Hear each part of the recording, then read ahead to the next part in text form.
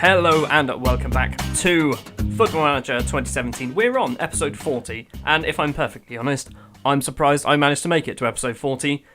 I'm pretty sure, unless I've cocked something up, I've released this every day for 40 days now, which is ridiculous. Anyway, we're sat here on the transfer screen, and since the last episode, there's been a few more outs. No one massively exciting. Fraser Forster has gone to Sampdoria, as we saw from the last episode. He was actually being offered. They offered for him. Those are the words. And Nicholas Sula has gone on loan to Middlesbrough for £300,000 a month. So I wanted to sell him, if I'm honest, but £300,000 a month till the end of the season. If he's going to get regular games, he might actually come back and be half decent for me. There are some other transfers that might be going through, and this episode you will see the ones that do leave. There's a few. One of them, I've already realised that I should have sold him earlier on for more money. But we live and learn. Since the last episode, there's been a couple of games, and there's been 2 wins. And finally, Vinny Bogart actually gets on the score sheet.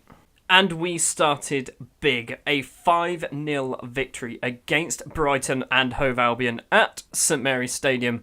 Rabiot, and then a Vincenzo hat-trick in the space of, 10 minutes? 33, 37, and 42 minutes on the clock. Vincenzo Bogart gets his first goals and his first hat-trick for the club. Beckham Magubane also came off the bench near the end of the game and scored his first goal for the club as well. So a 5-0 victory there. That was actually pretty good. And then a trip to West Ham where Vincenzo Bogart once again gets the goal. And I'm pretty sure we cheated, and I'll show you why. So, this is the goal. We're going to see it from 2D perspective. I've highlighted Bogart there. You'll notice he's massively offside. You could get, an entire team in there and he'd still be offside. We're going to play it slowly.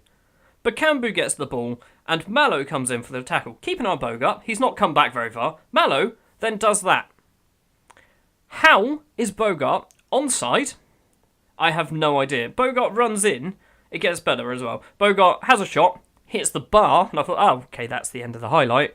Then, for some reason, the keeper doesn't bother. Bogart comes in, does score the goal, and he wasn't offside. I don't understand how he wasn't offside, but sure, we won 1-0.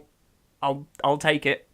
And that brings us up to date with the results. Today, we're going to have Bournemouth, we're going to have the end of the transfer window, and then we're going to have an FA Cup 4th round match against Ipswich, where you'll see a massively rotated side, because that's what I do for the FA Cup. In terms of the league table, we are still sat third, 2 points behind Arsenal, and only 5 points behind Manchester United. So, do we play United soon? No, we play them near the end of this. Well, not near the end. In the middle of the last batch, along with Chelsea. So, at the moment, I'm keeping my hopes up. I'm keeping my hopes up that we can still win this title. If we do, that's ridiculous, and I'm going to end the series, right there. If we don't, we'll go one more time, I guess, or maybe twice. Who knows? The lineup then for Southampton versus Bournemouth will be as follows. It's basically been the same lineup for the last 2 or 3 games. Kouadio Kone in goal. Hugo Mallow. It's actually been Ali Tape who's just injured himself. Mallow as right back. Bracamontes, Serna, Tierney round off the back 4. Midfield, Tamui Bakayoko. Thomas Doherty, who's actually... I'm playing him there quite regularly now. Thomas Doherty in deep line playmaker. And Adrien Rabiot, who is, for some reason, amazing. All of a sudden, he's turned into the best player in the world. He's scored 3 goals in 4 games or something stupid like that, which is awesome. Filip Kravinovic as the advanced playmaker and the strike force of Bogart and Lukaku. Christian Gulen needs a squad number. Well, as Fraser Forster's gone, you can have number 1. Because you're a goalie. Goalkeepers need to have number 1. We are favourites for this game. On the bench as well, I've got this South Korean guy, Jung Dae Gwen. He's not very good, but he has a lot of potential, so I'm hoping if I keep giving him games every now and then, he'll get better and better and better, and then all of a sudden he'll just blossom into this wonderful, wonderful advanced midfielder, maybe deep line playmaker. I'm not sure yet. Man Mark Gradle and Sherishev, thank you. And Michael Reisiger says decent run, and we will say we're favourites. And Michael Reisiger can then have a chat. Cool. Bogart at the moment is on a decent run of form. Kravinovic with the corner, Rabiot with a header, and Thomas Doherty has scored his first goal for Southampton. Oh my word, what is going on? We get in the last 3 games, Bogart, Doherty, and Magubane have all scored their first ever goal for the club. Corner from Kravinovic, Rabiot flicks it on, Doherty at the back post, unmarked, puts it in the back of the net. The Northern Irish international is loving it. as I was trying to say, Bogart is on a bit of form here. He scored 2 and 2. Oh, he's on 4 and 2, actually. Lukaku, Cerner scored. That would have been his first goal for the club. Kravinovic has put it in. It's 2-0 after 16 minutes. I'm not going to bother talking about Bogart. Can't be bothered. Lukaku's flick down. Cerner has an effort. It's a great save from Begovic. Comes back out to Doherty on the volley. And that's quite impressive. It did get a massive deflection, but still, the ability for Kravinovic to do that was pretty good. Arsenal are beating West Brom. Kevin Strootman with a goal, which means we're not closing the gap. Man United are playing tomorrow, maybe? Kravinovic coming forward, taking on loads of players. Bogart scores 3-0. Vincenzo Bogart, he's got 5 and 7 now. He's catching up. Kravinovic takes on one, takes on another, plays the ball through to Bogart, who's got acres of space. One-touch finish into the bottom corner. Begovic can't save that. And that brings us to half-time. 3-0. 3 different goal scorers. Thomas Doherty, Kravinovic and Bogart. 3 different assists. Doherty, Rabiot and Kravinovic as well. It's going well, which means Jung Dae-Gwen probably going to get quite a lot of time off the bench soon. Calmly, I'm happy, keep it going. I've already decided 2 of my subs. One is going to be Jung Dae-Gwen and the other one is going to be Magabane. So expect to see them in a second. Kravinovic with the corner. Bogart with another goal. He's now got 6. He doubles his tally. I want to see what that finish was like. I think it was probably a header. Corner from Kravinovic. Unmarked at the front post. Bogart. Little dink. Lovely finish. It is 4-0 and I think it's probably time for some subs. It took me like 4 minutes for me to actually pause the game. Right, Lukaku's coming off for Magabane. And Jung Dae-Gwen is coming on for Tom. Oh, I don't know who to bring off. Kravinovic? He's got 2 assists and a goal. Let's do Kravinovic. Why not? He's done his job. We're 4-0 up. Corner for Bournemouth. Abdenior and Brabak hits it over. It's gone for a goal kick. Cool. Tierney's throw on. Doherty. Back to Tierney. Rabiot. Are we going to make it 5? Tierney again. Bogart could do with another hat-trick. Jung Dae-Gwen. If he scores, I'm going to lose my crap. Tierney coming down the line. Crosses it in. Bogart's there. Begovic jumps and grabs the ball. Ball is coming back. It's not coming back. Canales. Benekafobe. He's got no one with him. And Hugo Mallow has just taken him out from behind. And if I'm honest, if Ali Tape didn't have his bruised head, he'd be playing. And Mallow gets booked. It's a penalty. Kawadio Kone, he has saved one of these in the past. It looks like it's a Phobe to take it, I think. It's not. It's Trent Alexander-Arnold. And he's put it in the top corner. It is 4-1. We can't keep a clean sheet. Keep a clean cleat? Yeah, we can't keep our cleats clean. Trent Alexander-Arnold with the penalty. Top right-hand corner. Kone goes for it. Doesn't save it. He's wearing trousers again. Is it just me, or is a goalkeeper wearing trousers just the most worrying thing in the world? There's not been many that have been good that wear trousers. Gabor Kiraly doesn't count. 11, 12-ish minutes left. I don't want to bring Bogart off. I want to do a sub. Lamina? Lamina for Bakayoko. Sure. Bakayoko's 1 yellow card away from being suspended as well. Jung Dae-Gwen with the free kick. It's cleared. Abdenor for Bournemouth. Can he make a break? He can't. Doherty. Bogart. Bogart's running away from the goal, but is he taking on his man? He's not. He's been tackled by Smith, and Bournemouth are now going to probably break. Canales. Benekafobe. Once again, got no options. It's saved by Kone. It's a corner.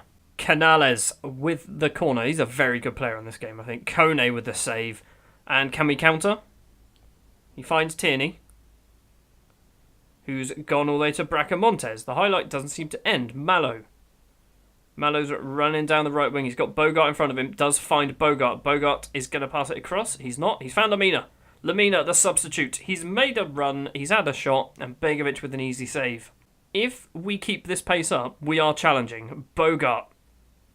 Back to Tierney.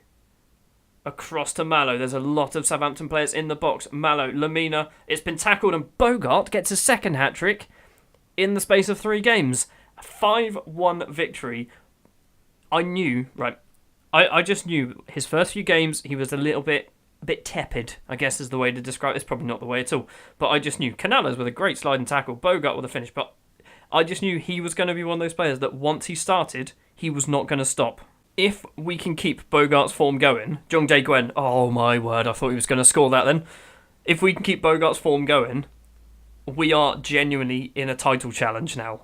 Which I never thought I'd ever say that. Especially, what's this, 2020? This is 3-4 years in game. That's it. That's not a long time at all. I'm very happy. Well done. Everyone seemed all right with it. I can't ask Ryziger to do an individual team talk. We are sat third. Now, we've got to worry about the transfer window shutting. This might be something of interest. Frank Dogboll has returned because I want him to get good.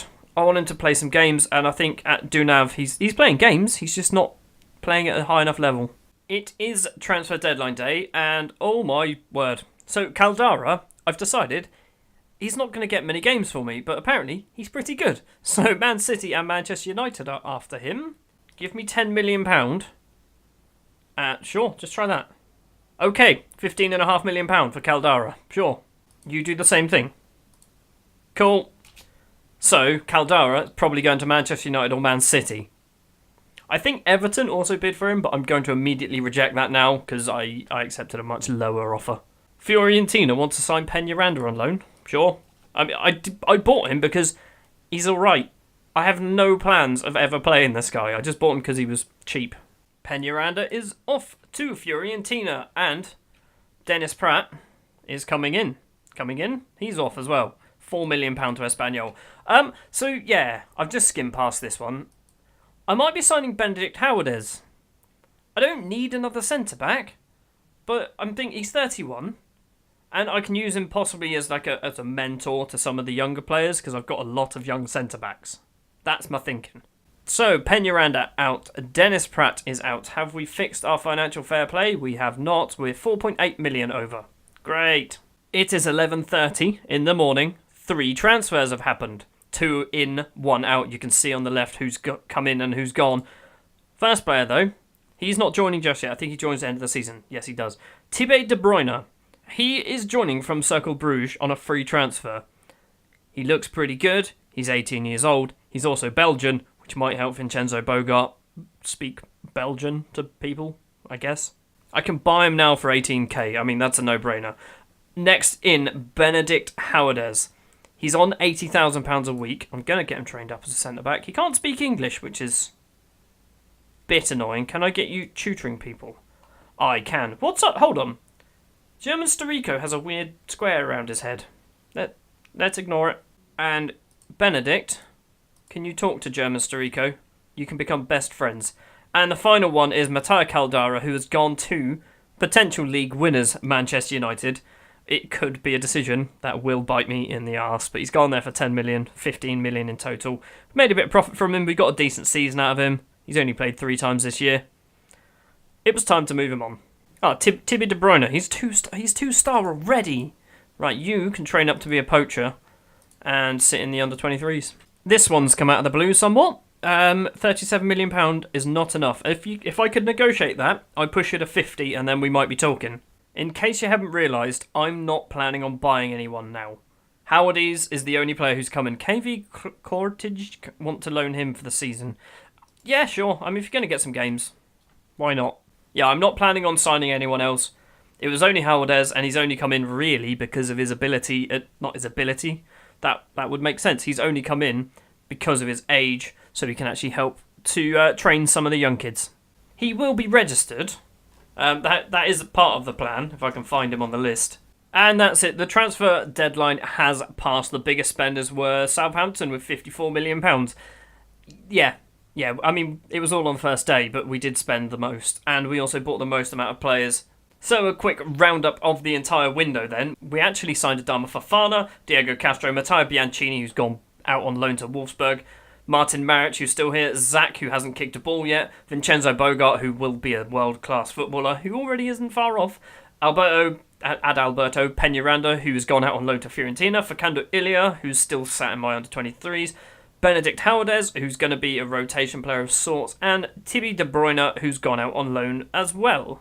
Notable players to leave then, as I mentioned, Bianchini's gone on loan to Wolfsburg, Ellis Rasulo gone to Walsall, there was another one somewhere, Grant Corbett to Brentford, Vokins to Norwich, Fraser Forster has left permanently for Sampdoria, Nicolas Sula to Middlesbrough on loan, Dennis Pratt to Espanyol. Mattia Caldara is the biggest deal of the window, off to Manchester United, and I hope he doesn't come to bite me in the arse. Let's go to the Ipswich game. We're not quite at the Ipswich game. We've got the end of the month awards, and I thought I may as well run you through them. Adrian Rabiot gets Player of the Month with 2 goals. I think he got some assists as well. Young Player of the Month, Vincenzo Bogart. 6 games, 7 goals. Thomas Doherty as well, 3rd place Young Player of the Month. Manager of the Month, 2nd place. Screw you, Arsene Wenger. You played more games than me, maybe. And any of these is Gary Thomas is ours, isn't he? Gary Thomas is ours. He is on loan at Dagenham and Redbridge and wins 3rd place Young Player of the Month for League 2. The transfer window has now shut, and Mario Lemina now wants to be transfer listed. Sure, because no one's going to buy you at the moment. It's finally time for the Ipswich game. It's actually the 2nd time we played them, and last time we beat them, apparently. I don't even remember when it was. This is going to be another one of those episodes that's really long because there was 6 goals in the first game, transfer window, and I like to talk a lot, apparently. Here comes the rotation. The starting lineup for Southampton vs Ipswich in the FA Cup 4th round is such as this. Sure, whatever. In goal, Christian Guillen making his first team debut. He was on the bench last time round. He's going to be starting today. I think he's got an appearance in the, the Checker Trade Trophy for the under-23s. Back 4, Ali Tape. Debut for Benedict Howardez. Freddie Serna and Trojan Horse makes his return to the first team. Midfield, Tamuri Bakayoko, that guy, Thomas Doherty, and the returning Frank Dogboll, who's playing as a ball-winning midfielder, which I'm not too comfortable with, but I want to shoehorn him in, basically. Strike force is pretty strong. Kravinovic, Bogart, and Magubane. The subs bench is quite strong because if we are losing this game, I might want to try and turn it around fairly quickly. 3 players need squad numbers. Let's auto-pick. Howarders gets 5. Trojan Horse gets 43. No. 23. Dogbowl gets 34. No. 20. 16. Hold on. 10. Frank Dogbowl, number 10. Well, if that's not a defensive formation, I don't really know what is. They're playing basically 7 defenders, or defensive players, and 3 strikers. That's all they're doing. 2 former Southampton players as well. Bartosz Białkowski and David McGoldrick. There's probably another one somewhere in there. I just don't recognise the names. Close down these 2, not that they're going to get a chance, and assertively pick up where you left off. All that on. That'll do. Try again. Good effort. The worry with this lineup is obviously I've got players like Trojan Horse, who's not a very good player at the moment. I do have Frank Dogboll playing as a ball-winning midfielder who's not a ball-winning midfielder at all. Christian Guillen in goal hasn't actually played a first-team game for us. We're still quite a strong side, but there's a lot of players in there that are a little bit questionable. Well, that was an exciting half, wasn't it? That just flew through, nothing happened at all. Can we be angry? I'm not happy with your performance, everyone's motivated. Good. Bogart needs to score a goal. Basically, he's on a decent run. He needs another goal. Is this the game's way of making me have a normal length episode? Because it's there just kind of going, yeah, you're going to have no highlights and you're going to draw 0-0 and get a replay. 56 minutes on the clock. Magubane is coming off for Lukaku. I need to do something, don't I? Trojan Horse for Tierney as well. Let's get somewhat of a normal looking side out there. We've finally got a highlight and it looks like it's going Ipswich's way. Ward. He's got past Tierney. Hughes has had a shot. He's hit the bar and Thomas Doherty with the clearance. That was worrying. Is that going to be the only highlight? It is not. Oh no, it's another Ipswich highlight. Ebanks Landale, he's hit the post and Dogboll gets it clear of all people. It's going to be 0-0. It's going to be the most disappointing game. So we scored 5 against Bournemouth, was it? Hold on. Tierney with a free kick. It's gone all the way to Białkowski. There's 50 seconds, 45 seconds left, so we could get a highlight here. Tierney with a header. Dogboll, who's going to get 90 minutes on his return to England. Oh no, Frank, what are you doing? Ward, he's taken it round 2 players. He's played it back to Furlong. The clock is running down. Are Ipswich playing for a draw? Ward. Tierney with a tackle. Tierney with another tackle. There's 15 seconds. Bakayoko. Kravinovic. Dogboll. Finds Lukaku, doesn't find Lukaku. It's come to Tierney though. Tierney's been tackled and Ipswich are just going to run the clock out. Waghorn. Okay, that's the end. That is massively disappointing. What happened there? Aggressively, that was not good enough. So, what was the problem? What? 3 shots on target. Well, at least it was better than their no shots on target. Magubane, who played 57 minutes, didn't even have a shot. Bogart, who played 90 minutes, had 3 and not one of them on target. Is that on target or is that off target? So the 3 shots on target, one came from Frank Dogboll of all people, one from Bakayoko, one from Kravinovic. Because of that result, we now have to play another game this season. On a random Wednesday night, we have to go for a trip to Ipswich in between Tottenham and Liverpool. It's not like they're two small clubs and simple games. This run of fixtures is ridiculous. Next episode, I think we're probably going to do Leverkusen Arsenal. Do we do that? And then Leverkusen Man United? Sure, we'll do that. So we'll jump to the middle/end of February. Oh, it's a leap year, look. It's the 29th. So yeah, we'll jump for the next episode to Leverkusen and Arsenal, the Champions League and the Premier League game.